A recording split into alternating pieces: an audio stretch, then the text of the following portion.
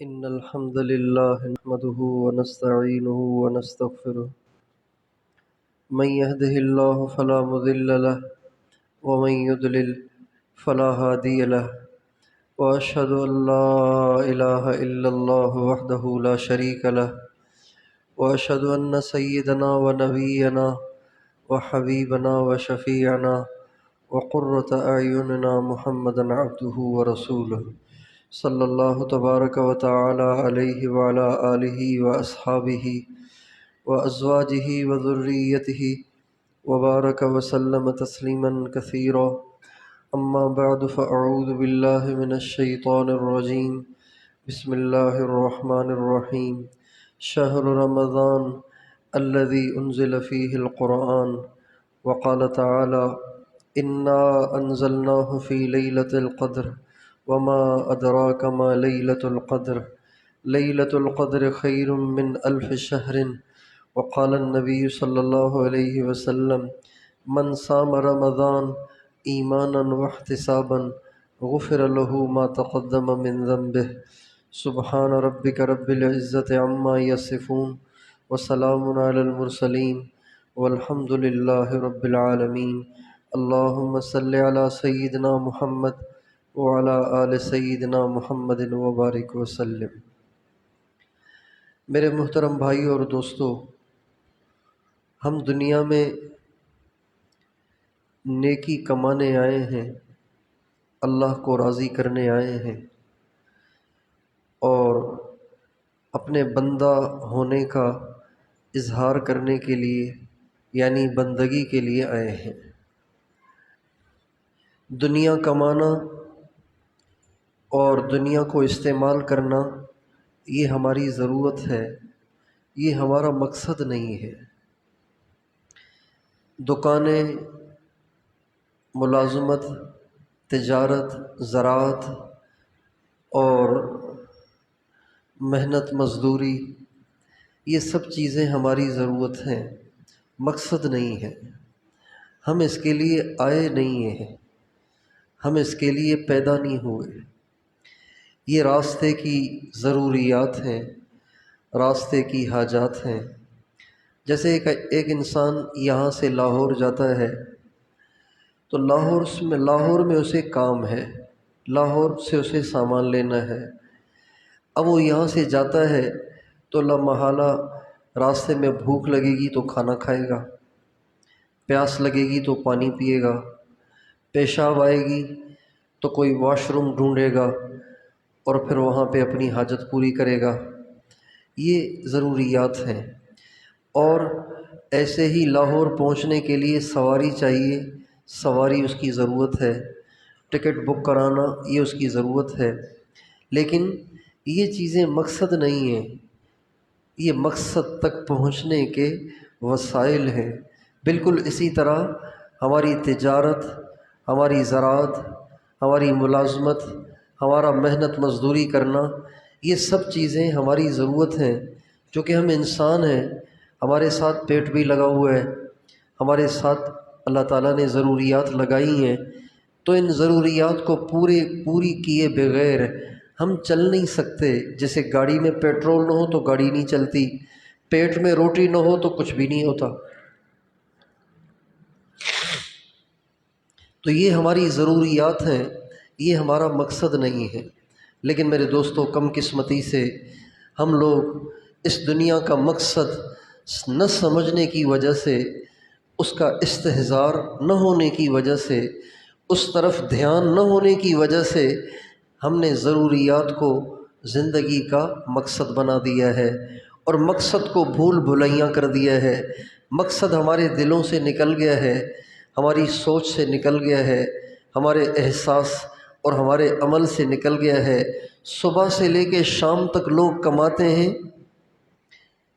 کماتے ہیں پیٹ کے لیے، اور اسی طرح صبح گزرتی ہے، اسی طرح شام گزرتی ہے، اسی طرح رات ہو جاتی ہے، پھر رات کو سو جاتے ہیں، پھر صبح کو کولو کے بیل کی طرح سے چل سو چل، چل سو چل، چل سو چل۔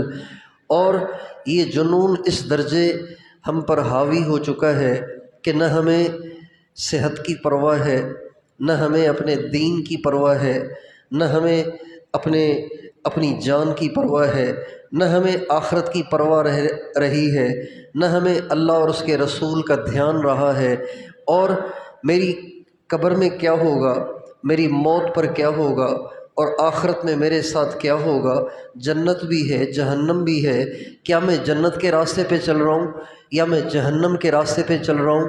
میرا پروردگار جس نے مجھے بنایا ہے وہ مجھ سے راضی ہے یا ناراض ہے، اور میں اپنی زندگی کے مقصد پہ پورا ہو رہا ہوں یا اپنی زندگی کا مقصد پورا نہیں کر رہا ہوں، اس طرف دھیان نہیں رہا، بلکہ ہم جنونی بن کر دنیا کے کام کاج میں لگے ہوئے ہیں۔ اس وجہ سے زندگیاں گزر رہی ہیں اور آخرت برباد ہو رہی ہے۔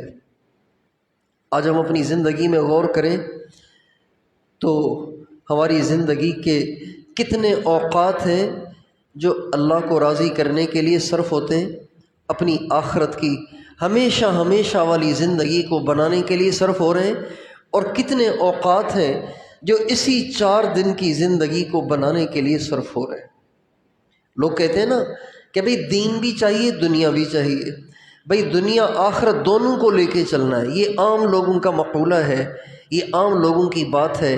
جب کوئی تھوڑا سا دین میں آگے بڑھنے لگتا ہے، ذرا جذبات میں آ جاتا ہے اور وہ آگے بڑھنے لگتا ہے تو لوگ کہتے ہیں آپ نے تو بس سارا دین ہی سمجھ لیا ہے، صرف آخرتی کو آپ نے سب کچھ سمجھ لیا ہے۔ بھئی آخر یہاں بھی تو رہنا ہے نا، آخر یہاں کے لیے بھی تو کچھ کرنا ہے۔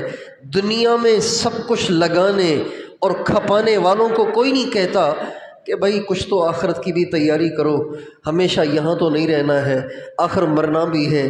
یہ روزانہ اٹھتے جنازے اور یہ روزانہ کھدنے والی قبریں، کیا اس سے تمہیں عبرت نہیں ہے کہ تمہیں نماز کے لیے بھی ٹائم نہیں ہے؟ یہ کوئی نہیں کہتا، لیکن اگر کوئی اپنے گھر والوں کو بتائے بغیر تبلیغ میں 4 مہینے کے لیے چلا جائے تو سارے ہی اس کے ہمدرد بن جاتے ہیں، سارے ہی اس کے خیر خواہ بن جاتے ہیں۔ بھئی جذباتی فیصلے نہ کرو، آخر دین دنیا دونوں کو ساتھ لے کے چلنا ہے۔ کوئی ایک کالج کو چھوڑ کر، یونیورسٹی کو چھوڑ کے مدرسے میں عالم بننے بیٹھ جائے تو ساری دنیا اس کی ہمدرد اور خیر خواہ بن کے اس کو سمجھاتی ہے۔ بھئی جذباتی فیصلے نہ کرو، دین دنیا کو دونوں کو ساتھ لے کے چلنا ہے۔ یہ کتنی حماقت ہے، یہ کتنی ہماری بے انصافی ہے، یہ کتنا ہمارا ظلم ہے، اور یہ کتنی ہماری زیادتی ہے کہ جب کوئی آخرت میں آگے بڑھنے لگے، کچھ آخرت کی محنت کوشش کرنے لگے تو ہم سمجھانے کھڑے ہو جاتے ہیں، اور اگر کوئی ساری زندگی دنیا کے پیچھے برباد کر رہا ہو اور آخرت کو بھول رہا ہو، زندگی کے مقصد کو بھول رہا ہو، اللہ کو بھول رہا ہو، اس کو کوئی نہیں سمجھاتا۔ لاکھوں نوجوان ہیں جن کی زندگی کا مقصد ہی آوارہ گردی ہے، ان کا کوئی مقصد نہیں، بس ان کو بائک چاہیے، ان کو موٹر سائیکل چاہیے، ان کو گاڑی چاہیے، ان کو بڑا موبائل چاہیے۔ نہ گھر سے پابندی ہو، نہ باپ کی طرف سے کوئی پابندی ہو، نہ ماں کی طرف سے کوئی پابندی ہے کہ رات کو کس سے باتیں کرتے ہو، رات کو ساری رات کہاں گزارتے ہو، تم رات کو 4 بجے گھر میں آتے ہو، آخر کیا کرتے ہو ساری رات؟ کیا شریف لوگوں کا یہ طریقہ ہے؟ ایسے نوجوان جن پر کوئی پابندی نہ ہو، یہ کروڑوں نوجوان ہیں جن کو کوئی پوچھنے والا نہیں ہے، ان کو کوئی نہیں سمجھائے گا، ان کو کوئی نہیں کہے گا کہ بھئی تم کیا کر رہے ہو، کیسی زندگی گزار رہے ہو۔ کوئی نوجوان داڑھی رکھ لے، کوئی نوجوان رشتہ داروں کی شادی میں پگڑی پہن کے آ جائے تو سارے سمجھانے کھڑے ہو جاتے ہیں، یار ذرا ہاتھ ہلکا رکھو، آپ کو پتہ ہے کہ یہاں پگڑی کا ماحول نہیں ہے، آپ خام کا پگڑی پہن کے آئے ہیں، آپ کو پتہ ہے کہ آخر دین دنیا دونوں کو ساتھ لے کے چلنا ہے نا، آپ نے پگڑی بھی پہن لی ہے، ٹخنے بھی ننگے کر لیے، پینٹ بھی اتار دیے، شرٹ بھی اتار دیے، شلوار کرتا اور مولوی والی شکل بنا دی ہے، اس کو سمجھانے کے لیے ساری دنیا کھڑی ہو جاتی ہے۔ میرے دوستو، یہ ہمارا عدم توازن ہے، یہ ہماری ناانصافی ہے، یہ ہماری زیادتی ہے، یہ ہمارا ظلم و ستم ہے، یہ ہمارا آخرت سے نا آشنا ہونا، جہنم اور جنت سے نا آشنا ہونا، اللہ اور اس کے رسول سے نا آشنا ہونا، اور دین کی اہمیت کا نہ ہونا، یہ سب اس کا نتیجہ ہے۔ جو لوگ آخرت سے واقف ہیں، جو لوگ جہنم سے واقف ہیں، جو لوگ جنت سے واقف ہیں، جو لوگ اللہ کی عظمت سے واقف ہیں، نبی کی عظمت سے واقف ہیں، وہ پھر یہ نہیں دیکھتے کہ دنیا کیا کر رہی ہے اور دنیا کیا کہتی ہے اور دنیا میں کیا ہو رہا ہے۔ وہ تو اپنی ہی دھن میں اپنے اللہ کو راضی کیے جاتے ہیں۔ میرے بھائی اور دوستو، یہ بات سمجھنے کی ہے کہ ہم اس دنیا میں کمانے نہیں آئے، ہم اس دنیا میں کھانے نہیں آئے، ہم اس دنیا میں خوشیاں منانے نہیں آئے، ہم اس دنیا میں اپنا ٹائم پاس کرنے نہیں آئے، ہم اس دنیا میں گھومنے پھرنے نہیں آئے، سیر و تفریح کے لیے نہیں آئے، ہم اس دنیا میں تجارت کے لیے، زراعت کے لیے، ملازمت کے لیے، حکومت کے لیے، سیاست کے لیے اور ہم اس دنیا کے جھمیلوں میں اپنی زندگی برباد کرنے کے لیے نہیں آئے۔ ہم کس لیے آئے ہیں؟ اللہ تعالیٰ ہمیں قرآن پاک میں کھول کھول کے بتاتے ہیں، وَمَا خَلَقْتُ الْجِنَّ وَالْإِنسَ إِلَّا لِيَعْبُدُونَ مَا أُرِيدُ مِنْهُمْ مِنْ رِزْقٍ وَمَا أُرِيدُ أَنْ يُطْعِمُونَ إِنَّ اللَّهَ هُوَ الرَّزَّاقُ ذُو الْقُوَّةِ الْمَتِينُ۔ اللہ تعالیٰ فرماتے ہیں میں نے دنیا کے تمام جنات اور انسانوں کو صرف اس لیے بنایا ہے کہ بندگی کے ذریعے مجھے راضی کرے۔ کتنی واضح بات ہے کہ ہم اس دنیا میں کمانے نہیں آئے، ہم اس دنیا میں ملازمت کرنے نہیں آئے، ہم اس دنیا میں آئے ہی عبادت کے لیے ہیں۔ اور آگے اللہ تعالیٰ وہ ہمارا مسئلہ حل فرماتے ہیں، وہ ہمارا اٹکاوا دور فرماتے ہیں جو ہمارے لیے عبادت سے رکاوٹ بن جاتا ہے، بندگی سے رکاوٹ بن جاتا ہے، دین پہ چلنے سے رکاوٹ بن جاتا ہے۔ وہ کیا ہے کہ جی اگر عبادت ہی کرتے رہیں گے تو کھائیں گے کہاں سے؟ اللہ تعالیٰ فرماتے ہیں ان اللہ هو الرزاق ذو القوۃ المتین۔ اللہ فرما رہے ہیں میری بندگی کرو، میری بندگی کرو، میری اطاعت کرو، میری فرما برداری کی زندگی گزارو۔ یہ نہ سوچو کہ کھاؤں گا کہاں سے، اللہ تمہیں کھلائے گا، اللہ کھلائے گا۔ اچھا، بندگی کا مقصد کیا ہے؟ بندگی کا مقصد یہ نہیں ہے کہ آپ تسبیح لے کر مسجد کا ایک کونا سنبھال لیں اور سب کچھ چھوڑ دیں، یہ بندگی کا مقصد نہیں ہے۔ بندگی کا مقصد یہ ہے کہ جس موقع پر اللہ کا جو حکم آ جائے آپ نے پھر اسے چھوڑنا نہیں ہے، آپ نے اسے پورا کرنا۔ تجارت میں جو اللہ کے احکام ہیں آپ اسے پورا کریں، آپ کی تجارت بھی بندگی ہے۔ زراعت میں آپ اللہ کے احکام پورے کریں، آپ کی زراعت عبادت ہے۔ حکومت میں آپ اللہ کے احکام پورے کریں، آپ کی حکومت بھی اللہ کی عبادت ہے۔ آپ سیاست میں، آپ ملازمت میں، آپ زندگی کے ہر کام میں اللہ کا حکم پورا کریں، آپ کی بندگی بن جائے گی۔ اگر بندگی کا مفہوم یہ لیا جائے تو پھر بندگی مشکل نہیں ہے۔ یعنی اللہ تعالیٰ یہ نہیں کہہ رہے کہ بس تم تسبیح پھیرتے رہو اور بس تم اس بات پہ بھروسہ کرتے رہو کہ اللہ تعالیٰ میرے منہ میں روٹی ڈالے گا۔ بے شک تم ملازمت کرو، بے شک تم تجارت کرو، بے شک تم زراعت کرو، بے شک تم محنت کرو، مزدوری کرو، لیکن ان چیزوں کی میں لگ کر میرے حکم کو نہ چھوڑنا، میری نافرمانی نہ کرنا، کہیں ناجائز کی طرف نہ چل پڑنا، کہیں حرام میں مبتلا نہ ہو جانا۔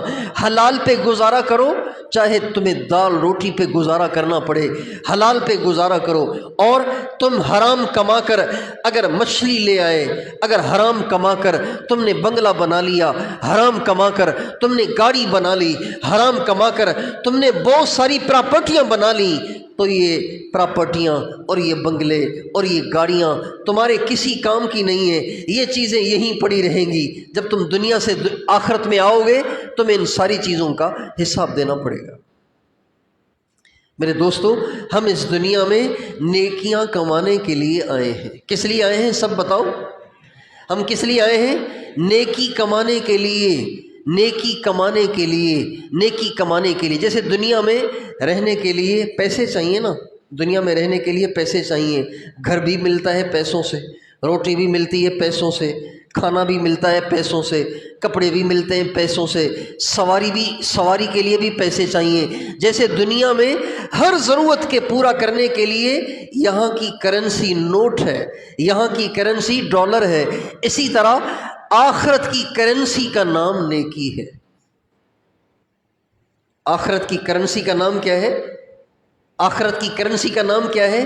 نیکی۔ آپ کو جنت میں جانا ہے، نیکیاں چاہیے آپ کو جہنم سے بچنا ہے، آپ کو نیکی چاہیے، آپ کو جنت کے اعلیٰ درجات چاہیے، آپ کو نیکی چاہیے، آپ کو قبر کے عذاب سے بچنا ہے، آپ کو نیکی چاہیے، آپ کو منکر نکیر کے سوالوں کا جواب دینا ہے، آپ کو نیکی چاہیے، آپ کو قبر کا ٹھنڈا ہونا چاہیے تو آپ کو نیکی چاہیے، آپ کو قبر کو جنت کا باغ بنانا ہے، آپ کو نیکی چاہیے، آپ کو حساب کتاب میں آسانی چاہیے، آپ کو نیکی چاہیے، آپ کو پل صراط کو پار کرنا ہے، آپ کو نیکی چاہیے، آپ کو اپنے نیکیوں کے پلڑے کو بھاری کرنا ہے، اس کے لیے نیکیاں چاہیے۔ اگر آپ کو اعمال نامہ دائیں ہاتھ میں چاہیے، آپ کو نیکی چاہیے۔ جنت میں جانا ہے، آپ کو نیکی چاہیے۔ اور ہمارے نبی نے ہمارے لیے نیکی کا کمانا اتنا آسان کر دیا ہے کہ پیسوں کا کمانا اتنا آسان نہیں ہے۔ دنیا میں پیسے کا کمانا بہت مشکل ہے، لیکن آخرت کی نیکیاں کمانا اللہ کے نبی نے ہمارے لیے آسان کر دیا ہے۔ ہمارے نبی کا ارشاد ہے، جب کوئی وضو کر کے مسجد کی طرف چلتا ہے تو ہر قدم پر اس کو ایک نیکی ملتی ہے۔ اب آپ گھر سے یہاں تک آئے ہیں، کتنے قدم اٹھائے ہیں آپ نے، اور ہر قدم پہ آپ کو نیکی ملی ہے۔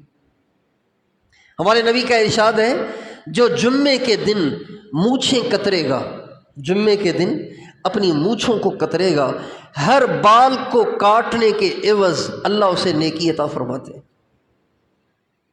جنہوں نے مونچھیں کتر لی ہیں آج جمعے کے دن، جنہوں نے مونچھیں کتر لی ہیں، کتنے بال کاٹیں، کتنی نیکیاں کمائی ہیں۔ ہمارے نبی کا ارشاد ہے جو آدمی بازار میں داخل ہو اور بازار میں داخل ہو کر چوتھا کلمہ پڑھے، لا الہ الا اللہ وحدہ لا شریک لہ لہ الملک ولہ الحمد یحیی ویمیت وہو حی لا یموت بیدہ الخیر وہو علی کل شیء قدیر۔ ہمارے نبی کا ارشاد ہے، جو آدمی بازار میں داخل ہو کر یہ دعا پڑھے گا، یہ دعا پڑھتے ہی اللہ تعالیٰ اس کو 10 لاکھ نیکیاں عطا فرمائیں گے۔ 10 لاکھ روپے کمانا کتنا مشکل ہے، 10 لاکھ نیکیوں کو کمانا اللہ نے کتنا آسان کر دیا۔ اس سے پتہ چلتا ہے کہ اللہ اپنے بندوں کو عذاب نہیں دینا چاہتا، بخشنا چاہتا ہے۔ عذاب نہیں دینا چاہتا، بخشنا چاہتا ہے، تبھی تو اس نے آخرت کو کمانا آسان کر دیا، نیکیوں کو کمانا آسان کر دیا۔ 10 لاکھ نیکیاں اللہ اسے عطا فرماتے ہیں۔ ہمارے نبی کا ارشاد ہے، جو آدمی جمعے کی نماز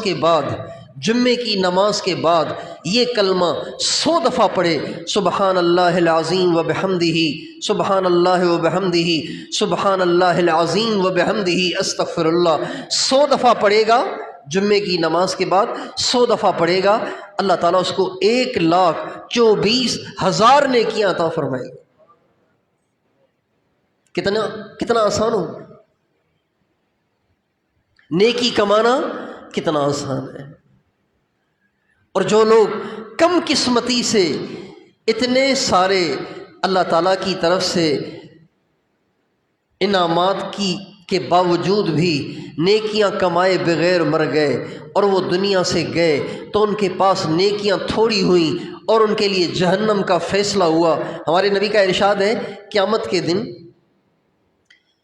ایک آدمی ایسا ہوگا کہ جب اس کی نیکیاں اور برائیاں تولی جائیں گی تو نیکیاں اور برائیاں دونوں برابر ہو جائیں گی۔ اللہ تعالیٰ فرمائیں گے، اب جنت میں جانے کے لیے تو آپ کو ایک نیکی مزید چاہیے، اس لیے کہ فیصلہ ہے، آئین ہے، اللہ کا آئین ہے کہ جس کی نیکیاں زیادہ ہوں گی وہ جنت میں جائے گا، جس کی برائیاں زیادہ ہوں گی وہ جہنم میں جائے گا، اور جس کی نیکیاں برائیاں دونوں برابر ہو جائیں گی اس کا معاملہ موقوف ہو جائے گا، اس کا معاملہ موقوف ہو جائے گا۔ یا تو وہ نیکی کہیں سے پیدا کرے یا اللہ کو رحم آ جائے۔ چنانچہ وہ محشر کے میدان میں ڈھونڈے گا، پھرے گا، ادھر جائے گا ادھر جائے گا، اور سوچے گا کہ دنیا میں مجھ سے کون کون پیار کرتا تھا؟ دنیا میں میرے بھائی مجھ سے پیار کرتے تھے۔ چنانچہ وہ محشر میں بھائیوں کو ڈھونڈے گا، بھائیوں کو ڈھونڈے گا۔ اللہ تعالیٰ فرماتے ہیں یوم یفر المرء من اخیہ وامہ وابیہ وصاحبتہ وبنیہ لکل امرئ منہم یومئذ شأن یغنیہ۔ اللہ فرماتے ہیں اس دن محشر کے میدان میں جب یہ ڈھونڈے گا اور بھائی پہ نظر پڑے گی اور بھائی سے آنکھیں ملیں گی، نظر ملے گی، تو بھائی اس کو دیکھ کے دوڑ لگائے گا کہ کہیں یہ آ کے مجھ سے نیکی نہ مانگ لے، کہیں یہ مجھے مجبور نہ کر لے کہ پھر مجھے مجبوری میں نیکی دینی پڑ جائے، اس لیے کہ آج مجھے خود ہی کو نیکی کی ضرورت ہے۔ چنانچہ بھائی اس کو دیکھ کے بھاگ جائے گا، پھر سوچے گا کہ اور مجھ سے کون محبت کرتا تھا؟ ہاں، میری ماں مجھ سے بڑا پیار کرتی تھی۔ چنانچہ ماں کا رخ کرے گا، ماں جب دور سے دیکھے گی تو ماں بھی دوڑ لگائے گی، وَأُمِّهِ وَأَبِيهِ، ماں بھی بھاگے گی۔ ابا کے پیچھے جائے گا، ابا بھی دوڑ لگائے گا، اور بیوی کے پیچھے جائے گا، بیوی بھی دوڑ لگائے گی۔ اب دیکھے گا کہ کوئی کام نہیں آ رہا تو اس دن اس کو قدر آئے گی کہ ایک نیکی کتنی قیمتی ہے، اور دنیا میں لاکھوں نیکیاں کمانے کا ہر ایک کو موقع میسر ہے۔ اس لیے میرے دوستو، ہمیں اور آپ کو نیکیاں کمانی ہے، نیکی کی محنت کرنی ہے، نیکی کی کوشش کرنی ہے، اور مرنے سے پہلے پہلے ہمارے پاس چانس ہے، ہمارے پاس موقع ہے کہ ہم نیکیاں کما لیں۔ اللہ کا شکر ہے اس مالک کے کرم پہ قربان جائیں کہ وہ مالک وقتاً فوقتاً اپنے بندوں کو بخشنے، اپنے بندوں کو معاف کرنے، اپنے بندوں کی جنت بنانے، اپنے بندوں کو نیکیاں کمانے کے مواقع دیتا رہتا ہے۔ سارا سال مواقع دیتا رہتا ہے، سارا سال مواقع دیتا رہتا ہے۔ ان مواقع میں سب سے بڑا موقع رمضان المبارک کا مہینہ ہے۔ رمضان کا مہینہ سب سے بڑا چانس ہے، سب سے بڑا موقع ہے نیکیوں کو کمانے کا۔ لوگ حماقت سے، بے وقوفی سے، نادانی ناسمجھی سے رمضان کو بھی دنیا کمانے کا ذریعہ بناتے ہیں۔ یہ بڑی حماقت ہے، بڑا ظلم ہے، بڑا ستم ہے، بڑی بے وقوفی ہے کہ جو مہینہ نیکیاں کمانے کا تھا اس کو بھی دنیا کمانے کا ذریعہ بنا دیتے ہیں۔ اب اس وقت جو شربت کا ریٹ چل رہا ہے، آپ دیکھیں گے کہ جو ہی چاند نظر آئے گا شربت کا ریٹ بڑھ جائے گا، سبزی کا ریٹ بڑھ جائے گا، فروٹ کا ریٹ بڑھ جائے گا۔ جو دنیا کمانے کے لیے جیتے ہیں، دنیا ہی کماتے کماتے مرتے ہیں، وہ رمضان کو بھی دنیا کمانے کا ذریعہ بناتے ہیں۔ میں اور آپ، یہ جتنے دوست بیٹھے ہوئے، ہم سب کے سب اس کی نیت کریں کہ رمضان میں دنیا نہیں کمائیں گے، رمضان میں آخرت کمائیں گے، کمائیں گے انشاءاللہ، کمائیں گے انشاءاللہ۔ شربت والوں کو چاہیے کہ شربت اگر 150 روپے کی بوتل ہے، ان کو چاہیے کہ 100 روپے کی بیچیں، 125 روپے کی بیچیں۔ ہمارے نبی کا ارشاد ہے جو کسی روزے دار کو ایک لسی کا گھونٹ بھی پلا کر افطاری کرائے گا، اللہ اس کو سارا دن روزہ رکھنے کا اجر عطا فرمائیں گے۔ اگر یہ شربتوں والے، اگر یہ فروٹ والے، اگر یہ کھجور والے، اگر یہ پھلوں والے، اگر یہ سبزیوں والے، اگر یہ سموسوں والے، اگر یہ پکوڑوں والے، اور اگر یہ تمام افطاری اور سحری میں استعمال ہونے والی چیزوں کو بیچنے والے اگر عام ریٹ سے تھوڑا سا کم کر لیں، تو بتائیے ہزاروں انسانوں کی افطاریاں کرانے کا اجر کما سکتے ہیں کہ نہیں کما سکتے؟ کتنی افطاریاں کمانے کا اجر کما سکتے ہیں؟ خود تو رکھیں گے ایک روزہ اور اجر پائیں گے سینکڑوں روزے داروں کو افطاری کرانے کا، ہزاروں روزے داروں کو افطاری کرانے کا۔ اگر یہ کریانے والے، اگر یہ دکاندار، اگر یہ یوٹیلٹی اسٹور والے اگر یہ چینی تھوڑی سی سستی کر لیں، اپنی جیب سے بھر لیں، اپنی جیب سے بھر لیں، اس لیے کہ روزے داروں کی افطاری کا اجر ملے، ان کی سحریوں کا اجر ملے۔ اگر اس نیت سے، صدقے کی نیت سے اگر اس کا ریٹ کم کر لیں تو خدائے پاک کی قسم ان کی روزی گھٹے گی نہیں۔ اللہ تعالیٰ فرماتے ہیں یمحق اللہ الربا ویربی الصدقات، صدقے سے مال تھوڑی گھٹتا ہے، صدقے سے مال تو بڑھتا ہے، البتہ سود سے مال گھٹتا ہے۔ مال جو گھٹتا ہے وہ تو سود سے گھٹتا ہے، بیاج سے گھٹتا ہے، سود سے گھٹتا ہے، صدقے سے گھٹتا نہیں ہے۔ ہمارے نبی کا ارشاد ہے اگر کوئی مجھ سے قسم بھی لے لے، میں قسم بھی کھانے کو تیار ہوں کہ صدقے سے مال گھٹتا نہیں ہے۔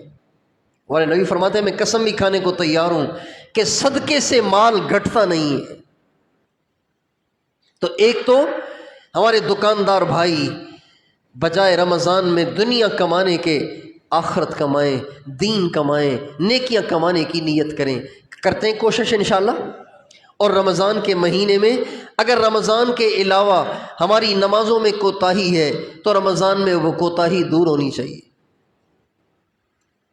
اگر رمضان کے علاوہ صدقے خیرات میں کمی ہے تو رمضان کے مہینے میں صدقے خیرات کی کمی دور ہونی چاہیے۔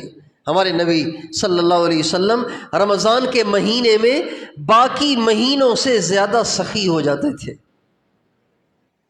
اجود من الریح المرسلہ، ہمارے نبی ہوا سے زیادہ سخی ہو جاتے تھے۔ رمضان کے مہینے میں آپ بہاتے تھے، لٹاتے تھے۔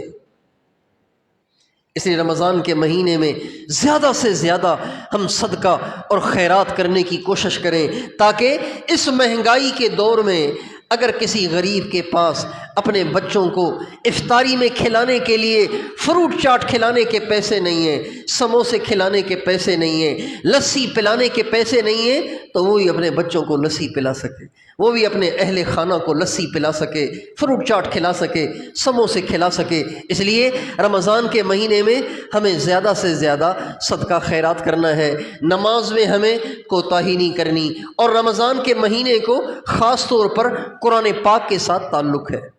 اللہ تعالیٰ فرماتے ہیں شہر رمضان الذی انزل فیہ القرآن، رمضان کا مہینہ وہ مہینہ ہے جس میں اللہ پاک نے قرآن کو نازل کیا ہے۔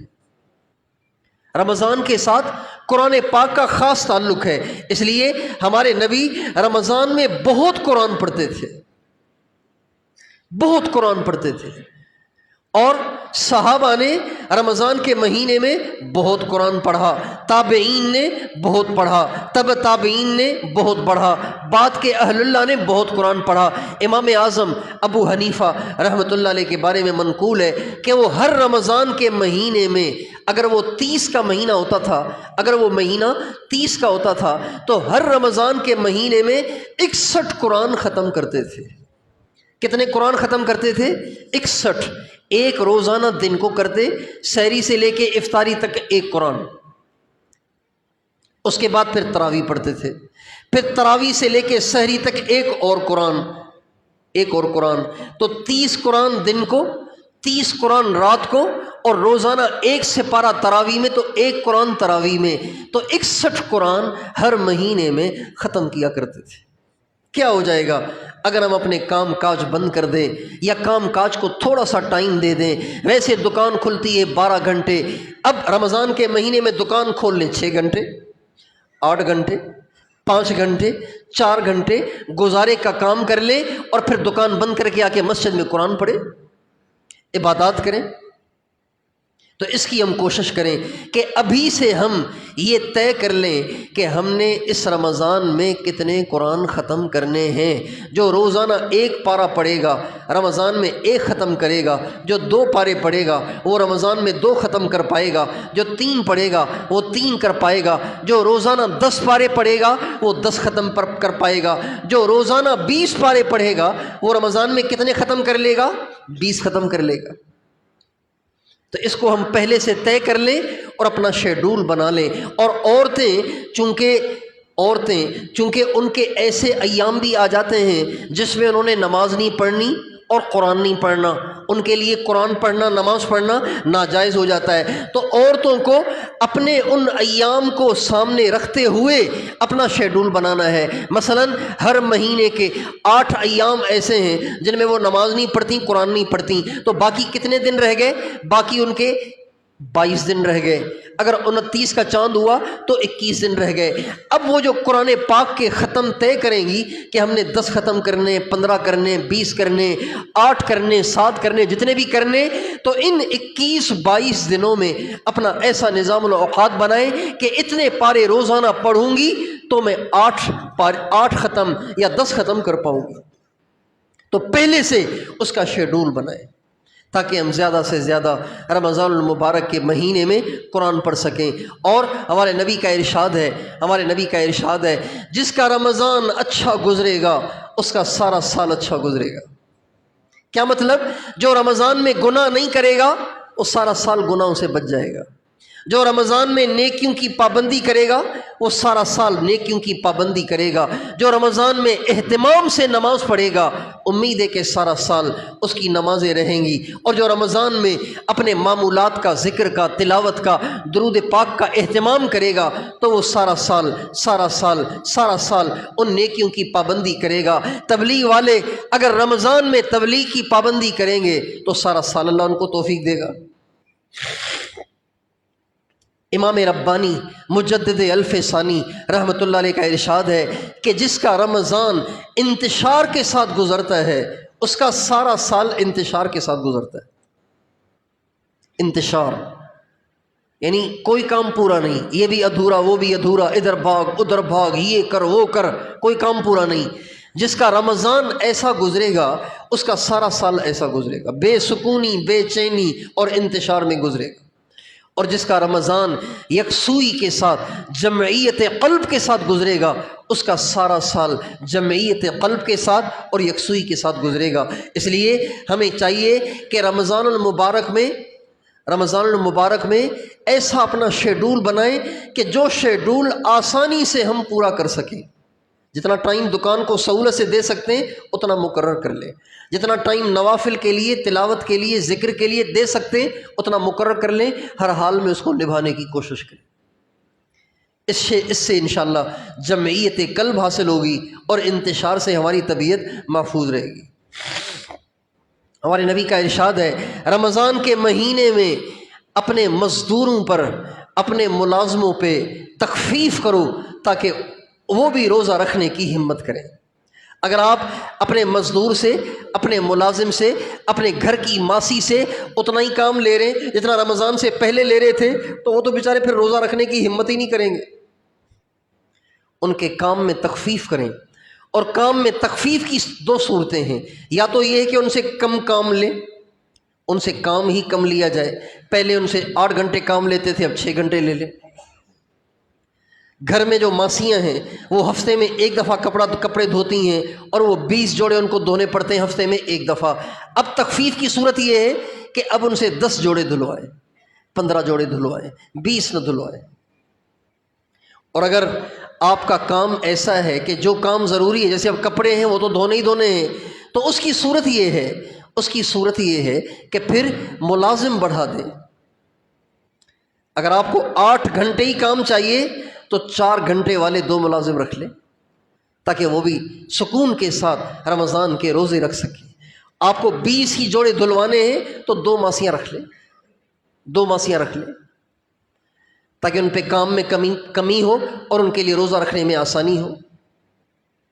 ہمارے نبی کی دعا ہے اس شخص کے لیے جو اپنے ملازم پر رمضان کے مہینے میں آسانی کرے، جو اپنے ملازم پر رمضان کے مہینے میں آسانی کرے گا، ہمارے نبی نے اس کے لیے دعا فرمائی ہے۔ تو بھائی کیا خیال ہے، حضور کی دعا لینی ہے ہم سب نے؟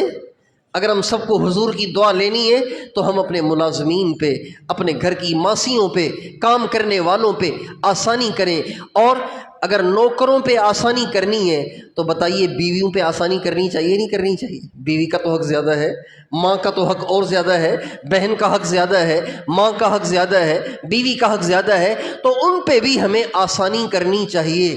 آسانی کرنے کی دو صورتیں ہیں، ایک تو یہ ہے کہ اگر وہ سارے کام خود کر رہی ہیں تو اب کچھ کام آپ کر لیا کریں، کچھ ان سے کروا لیں، یا ان کو ماسی رکھ کر دے دیں۔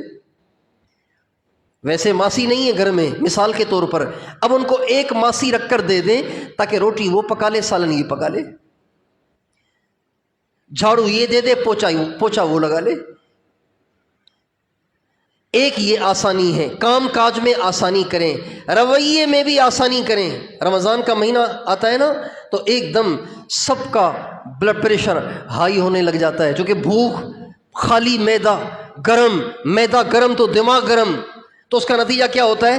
سارا غصہ بیویوں پہ نکالتے ہیں، سارا غصہ ماں پہ نکالتے ہیں، سارا غصہ گھر کی عورتوں پہ نکالتے ہیں۔ نہیں بھائی، اس میں بھی آسانی کریں۔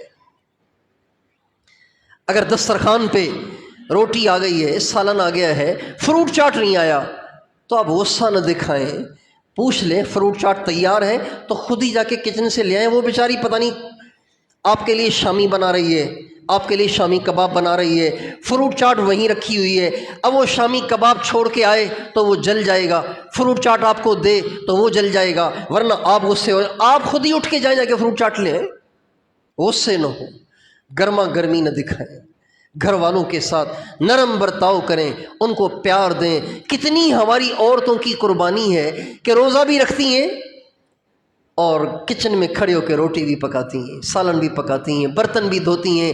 آپ تو افطاری کر کے مسجد کو بھاگتے ہیں، اس نے افطاری آپ کو بھی کروانی ہے، خود بھی کرنی ہے، پھر برتن بھی سمیٹنے اور افطاری تیار بھی کرنی ہے۔ 4 کام کرنے ہوتے ہیں عورتوں نے، افطاری تیار کرنا، افطاری کرنا، افطاری کرانا، افطاری کا سامان سمیٹنا۔ اور آپ سحری میں اٹھتے ہیں صبح صادق سے 15 منٹ پہلے، 20 منٹ پہلے، 20 منٹ پہلے، 15 منٹ پہلے، اور وہ 1.5 گھنٹہ پہلے اٹھ کے آپ کے لیے پراٹھے بناتی ہیں، آپ کے لیے سالن گرم کرتی ہیں، آپ کے لیے آپ کے مزاج کا کھانا تیار کرتی ہیں۔ بتائیے ان کے ساتھ نرمی کا برتاؤ ہونا چاہیے یا سختی کرنی چاہیے؟